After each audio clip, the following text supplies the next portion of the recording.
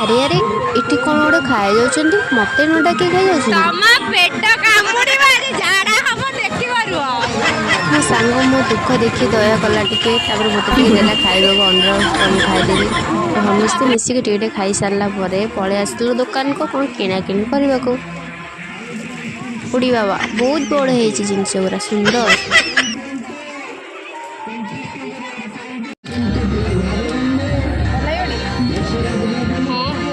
ଗୋଟେ ଚଷମାଟେ ମୋ ସୁନା ଝିଅଟା ପାଇଁ ନେଇକି ଗଲୁ।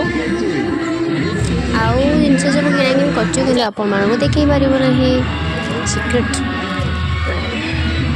ପୂଜାରେ କିଛି ରିଲେଟିଭ୍ ମାନେ ଦେଖାହେଲେ ତ ବେଶୀ ଭିଡ଼ିଓ ମୁଁ ବନେଇ ପାରିଲିନି, ସେଥିପାଇଁ ଅଳ୍ପ କିଛି ଭିଡ଼ିଓ ଆପଣମାନଙ୍କ ସହିତ ସେୟାର କଲି, ଆଉ କିଛି ସେୟାର କରିପାରିଲି ନାହିଁ। ତ ଏବେ ଆମେ ଯାଉଛୁ ଘରକୁ, ଆମ ସବୁ ବୁଲାବୁଲି ଖତମ ହେଇଗଲା। ଏବେ ଆମେ ଚାଲୁ ଆମ ଘରକୁ। ଆପଣମାନଙ୍କୁ ଯଦି ମୋ ଭିଡ଼ିଓଟି ଭଲ